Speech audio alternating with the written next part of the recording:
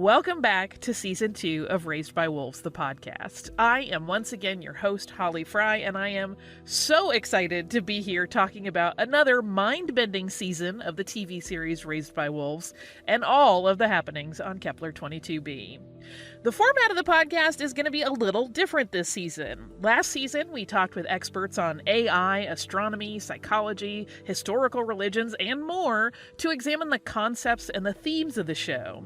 This season, we're going to go behind the scenes and we're going to talk to the cast and crew to get their take on all of the drama unfolding on Kepler 22b as the atheists and the followers of Saul continue the conflict that ultimately destroyed Earth.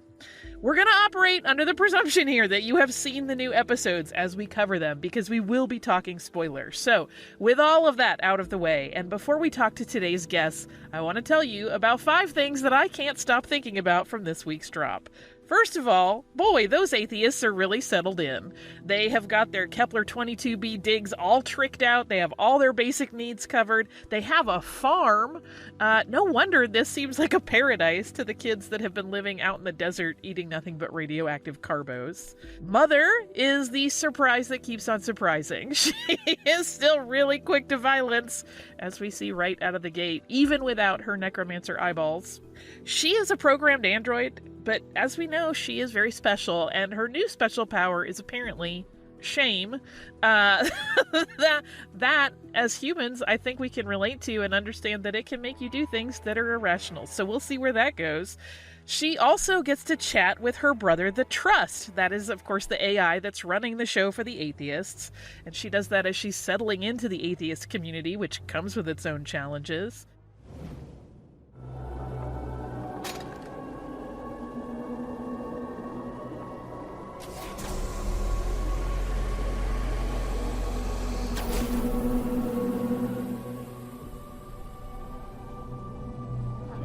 Hello, sister. Since these two refer to each other as siblings, and since Mother is, of course, unique, I cannot help but wonder if we'll see some sibling rivalries pop up here. Everything from maybe big, epic debates to, something as petty as a slap fight. We'll see.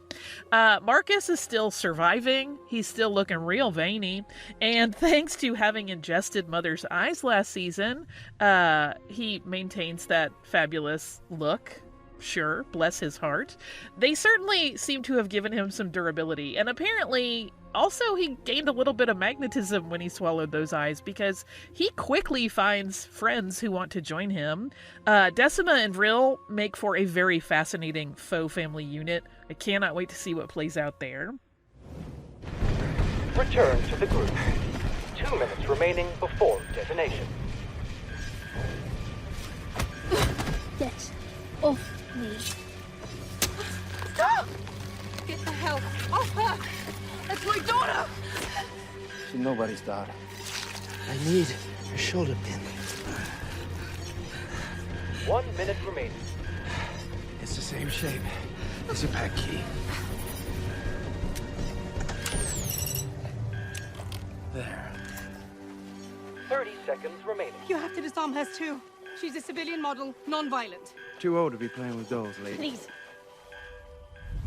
Speaking of families, Sue no longer has one. Paul has outright rejected her. That has to hurt. She, of course, doesn't have Marcus anymore since he went true believer and they essentially broke up.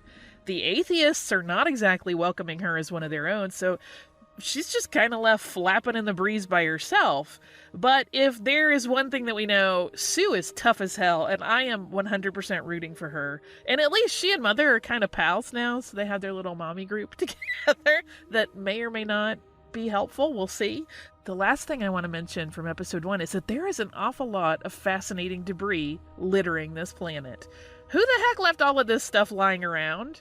There's like a Mithraic relic every 10 feet. So some of this is obviously just debris from the wreckage of the Ark, but there is also Saul's symbolism that they find that has obviously been there for a while, like that giant cave painting that Marcus found. And remember that temple from last season? This place is curious. There's stuff going on. We still don't know what it is, but I can't wait to see. All right, since we have a double episode drop for this first week of the new season, I have 5 more thoughts covering episode 2, so buckle up, and then we're going to talk to a very amazing guest. All right, first off, Decima definitely seems to be crushing on Marcus. She does not seem to mind his veins. I gotta confess, there's a certain appeal to the family that Marcus is putting together and the way he is pitching it to people. Soul's light. I feel it burning inside you. I think you're the only human being I've actually ever wanted to touch. Untouched. I can see why Decima, somebody who obviously had some sort of familial loss in her background, would be drawn to this. And that, of course, also makes it seem all the more cruel when Marcus tells her that she should get rid of her one coping mechanism and erase Vrill's memory. That's gotta suck. Like, you've put together something that helps you get through your day, and then the one person that you think is potentially really important in your future tells you can't have it anymore. That's not cool. Here's another thing I want to talk about. That brutal punishment scene. Tamerlane, you have been convicted of an act of terrorism by committing the hate crime against Lamia and her family. Hate crime my ass. She's a necromancer, a fucking machine like you. Violence is pain. Compliance is life. Just admit it, you hate human beings. You're never gonna pass the baton. Punisher, begin.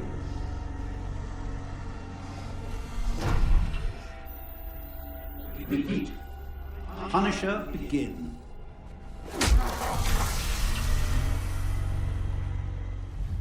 Holy Saul, that was really hard to watch. That, plus the fact that the Trust also made that man, Tamerlane, go door to door to apologize.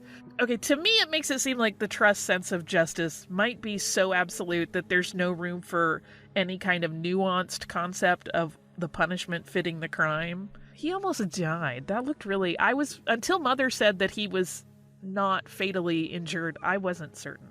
Campion's communion with my beloved number 7, Snake Baby, also very exciting and important to me.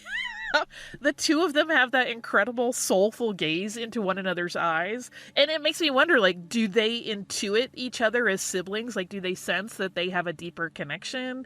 Or is Campion just kind of a natural animal person, despite the fact that he grew up without seeing them from the early years of his life? Or just, there's also the possibility that he's just an exceptional empath, and that extends to giant snake babies. So, damn, those atheists were mighty fast to lock an entire family of children outside of their safety bunker when they thought a serpent attack was imminent. That doesn't seem very cool. If they had survived, I have to wonder if they would have had to go door to door to apologize for what they did. That's all theoretical, because they were sucked into the acid sea. So I guess probably if you went by the Trust sense of right and wrong, they probably got what they deserved. I don't know that I'm willing to level any kind of judgment at that level. Okay, so we also have to talk about the prophecy of the orphan boy in a foreign land, because it seems to be on everybody's mind, and everybody has a different idea about who they think the boy is, but they're all pretty certain it's somebody they know. Paul thinks it's him. Decima thinks it's Marcus, and I think it's interesting that Mother and Father aren't Mithraic, but they're kind of acting the same way because they sure seem to think that Campion is the one that is going to lead humanity. So without even buying into that prophecy, they're kind of living out their own version of trying to fulfill it.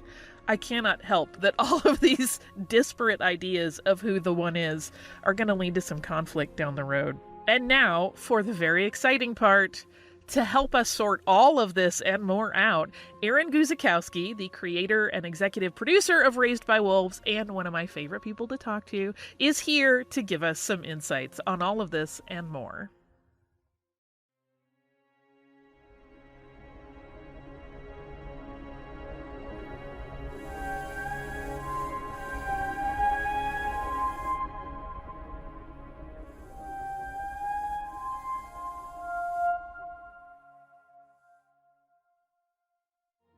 Aaron, first of all, welcome back, because I love having you on the show. Thank you. Thank you. It's awesome to be here. I have so many things I want to talk to you about. So let's jump right in. A lot of stuff has happened since we last saw everybody on Kepler 22b. And I'm wondering, from your perspective as the mastermind behind the whole thing, what is the most important thing that happened between the last thing we saw in season 1, that being my beloved snake baby emerging from the shuttle, Yes, to the first thing that we see in season 2, which is Mother's paralyzed body out in what is almost an idyllic nature scene? Almost, yeah. Yeah. She found herself all the way on the other side of the planet. Ironically, where they always wanted to get to, though, when they didn't get there quite the way they had envisioned. And that pit that they escaped down in that lander at the end of season 1, it turned out to be this kind of subterranean artery that took them all the way through the planet and shot them out on the other side. And that's where they find themselves now, in the tropical zone, which is, it seems, at least when you first look around, that it's going to be a much kinder, gentler environment to try and exist in. That sets up this beautiful juxtaposition, right? Because the tone is very different now. We've transitioned. It's not so much worrying about this little scrappy band of a few people trying to survive as best they can. Now we are in an established colony. Most of those basic human needs are met, like people have food and shelter. But now we are seeing the problems that come with being part of a more established society. What to you is now the biggest challenge that's faced by the atheist colony at this stage of the story? They have many challenges. Interestingly, to answer many of those challenges, they actually have their leader, who is really just a computer. Ironically, a very godlike computer, given that it's atheists that we're talking about. But it's this Quantum 6 computer. It's an organic computer, and it's incorruptible. It cannot be reprogrammed, and it can only make decisions that are for the best of everyone. For the needs of the many outweigh the needs of the few, as Spock once said. But that's very much the philosophy at work there. So they really a lot of them have faith in this machine, to continue making the right decision. So this colony that, on the face of it, is doing fairly well. They've landed. They're finding bountiful food, and they're starting to find very interesting relics of whomever had existed here before them. And things are going well. So I think the issue is that eventually the trust, as they call this giant quantum computer that makes all the decisions, eventually it's supposed to pass the baton, so to speak. There's supposed to be a time once it decides that, okay, the humans, they can take it from here, and I've identified one of them who can now take the baton of leadership, and they won't need me anymore. They can shut me off, and that will be, for the betterment of humanity and all of those good things. But that hasn't happened, and many of the members of this colony believe it never will. That this computer, hates them or just doesn't respect them, or will never, it's never going to really be satisfied with our progress, and it's never going to pass the baton. So this is kind of one of the issues that they're kind of dealing with, which is causing some friction within the atheist ranks. In my heart, I want you to make propaganda merchandise that says "Trust the trusts." But I'm working on it. I'm working on it. All right, I'll be the first one in line with the "shut up and take my money" gesturing. Excellent. On the flip side, I want to know what you think, as we're opening onto this story and this season, what the biggest challenge is at this point faced by Marcus and his band of Nouveau Mithraics, because obviously it's a scrappier existence, but they also get to start fresh. They do get to start fresh. And, Marcus, at this point in the story now, the Mithraic are very much the underdogs. In season 1, they were going to be they were going to own the planet. They were showing up in this large arc. They had the numbers. They had the technology. They got there first. But thanks to Mother, that was all put an end to, and the ark was destroyed. So the atheists now kind of have the leg up on the Mithraic. So Marcus is sort of, they're kind of like these terrorists kind of hiding out in the hills. They don't really have much of anything. And so his idea is that what he needs to do is start converting all of these atheists, because there really only are a handful of actual true believers left. And Marcus decides, rather than try and, fight and destroy these people, I'm going to try and find a way to convert them. Because he really does believe that, at the end of the day, they can all be united via this belief in soul. And the way he believes he's going to do that is by finding the tree of knowledge, which was in the Mithraic scriptures. And he's been finding evidence in this tropical zone that somewhere, in this vicinity, this tree exists. And according to the prophecy, anyone who eats from the fruit of this tree will be made pure. And he takes that to mean basically this tree, whatever it is, if it's a piece of technology or an organic thing or whatever it actually is going to help him basically convert all of these atheists and win the war that way.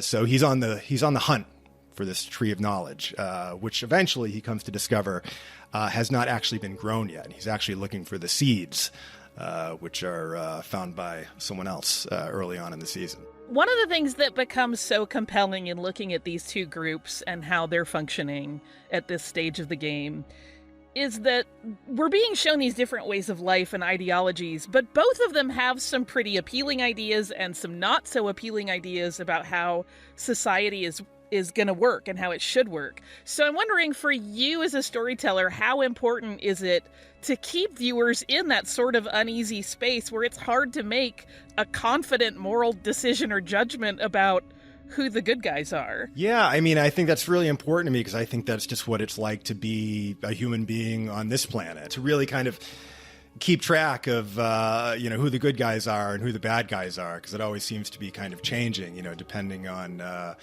what's going on around us.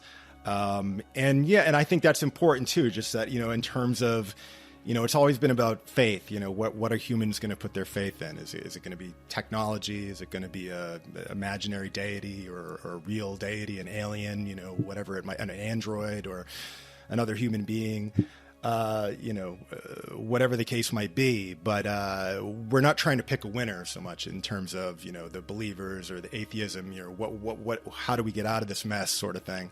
But just to say that really what's important is that something unites us, that I think people need to be united. They need a common purpose. And I think oftentimes it seems it doesn't matter really so much what the purpose is. It's more about the fact that it unites us and causes us to work together as a kind of a single organism.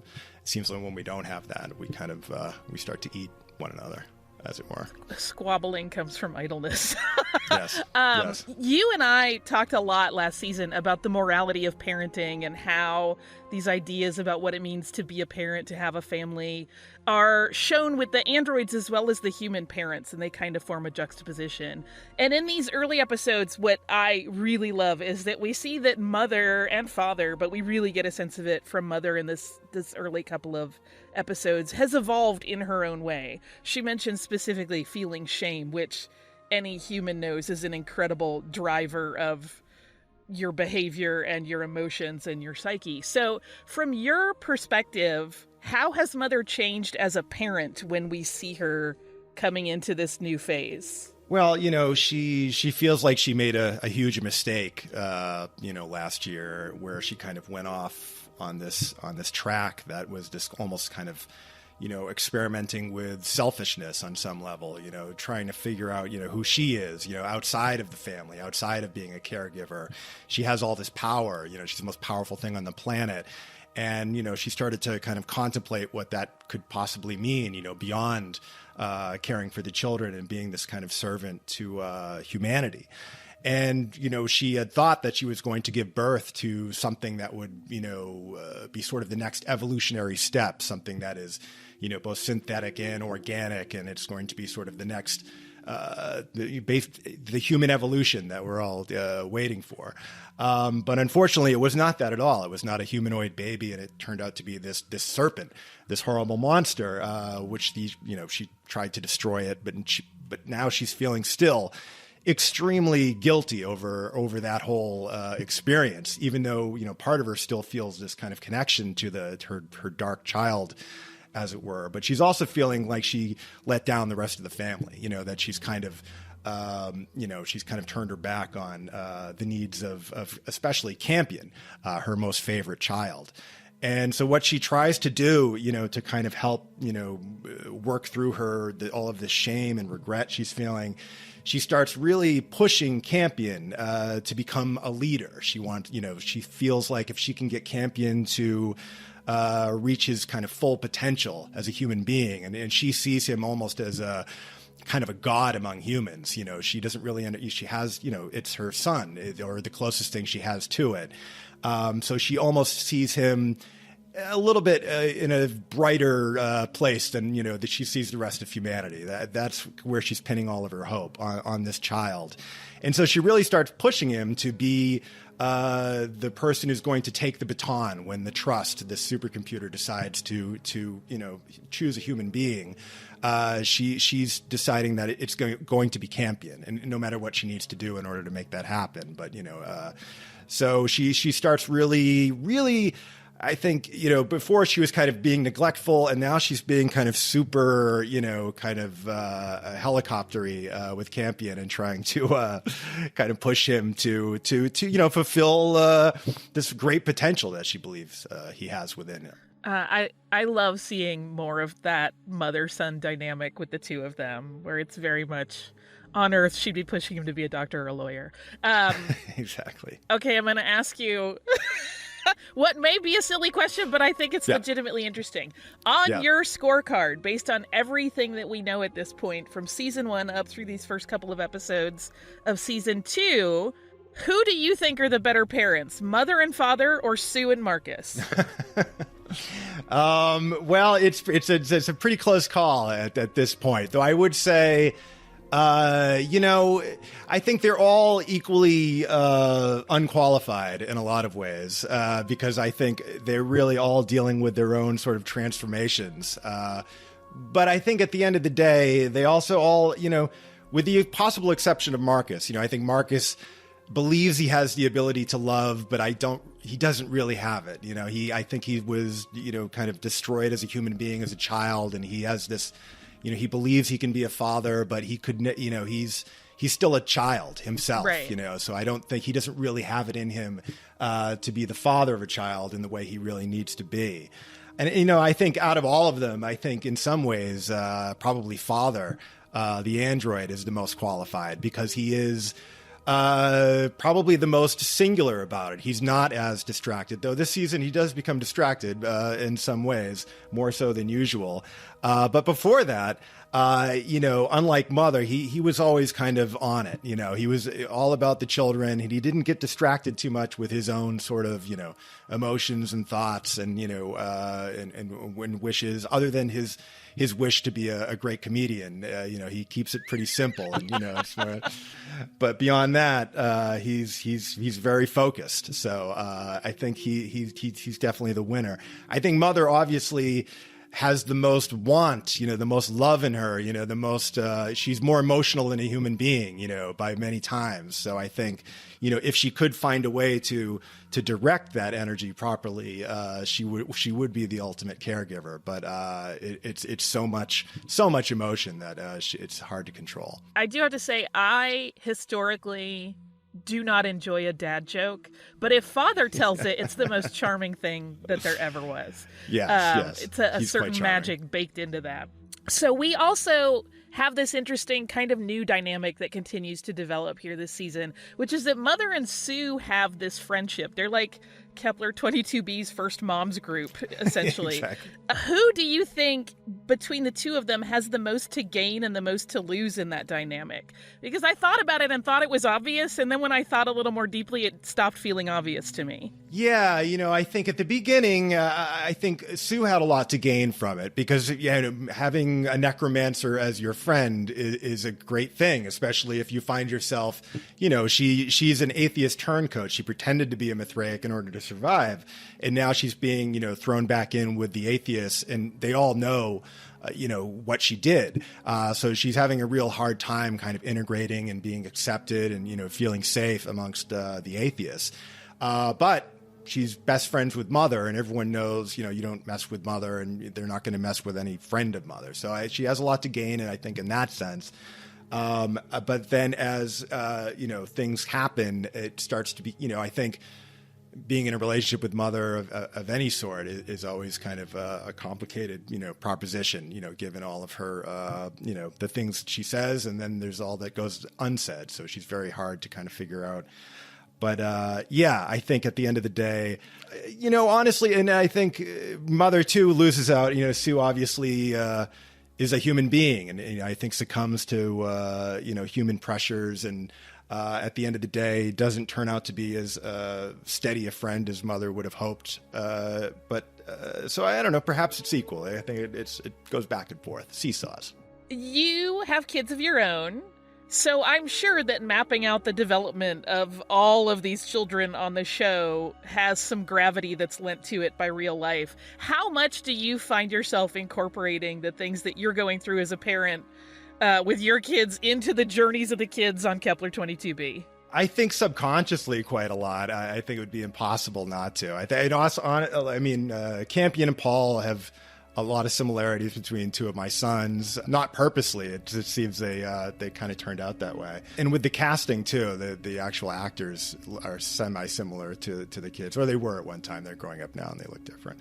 And just a sense that they kind of are going to do, that they're these kind of, they're born with all these kind of fully, made brains. Like you try and teach them things, but they kind of are who they are in a lot of respects. You know what I mean? They kind of come out of this mold, and there are little things that you can kind of influence, but not as much as you think. So they're always kind of surprising you that way with just how much they have in them. They're so preloaded with personality and and wants and different tastes and you don't really know where it comes from. You're thinking back like, I don't remember my father, grandfather. It must be some from great. I don't know which gene that came from, but it's fascinating to me just how fascinating they are. But in any case, and I think that I try, aspects of them probably end up in all 6 kids in one way or another, and even the 7th, the giant destructive serpent who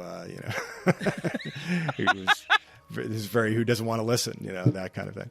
I imagine there are days when your children feel like an uncontrollable destructive serpent. I'm not a parent, but I'm guessing. Absolutely.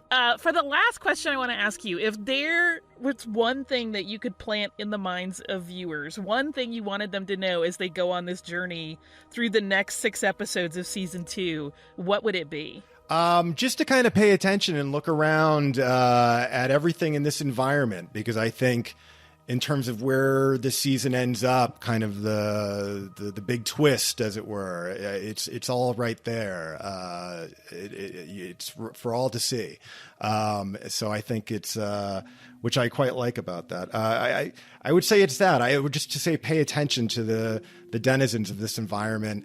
And just in terms of where we're all headed and where it all goes, it's kind of laid out from the very beginning. Oh, now I'm going to be rewatching over and over, which is great.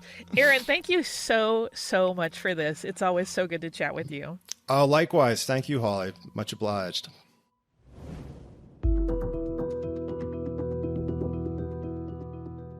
This episode of the podcast has been a little longer than you should probably expect for the rest of the season, and that's because we were covering 2 episodes of the television show. But next week, we're down to 1 episode. It'll be a little shorter, and our guest is going to be Abby X, co-executive producer of Raised by Wolves. Raised by Wolves, the podcast, is a production of HBO Max and iHeartRadio. It's hosted and written by me, Holly Frey. The podcast is produced and edited by Jeff Heimbuch and executive produced by Ethan Fixell, with additional assistance from James Foster.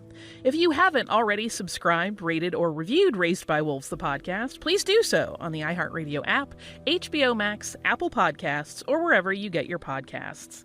And be sure to watch the series itself on HBO Max, with new episodes available to stream on Thursdays.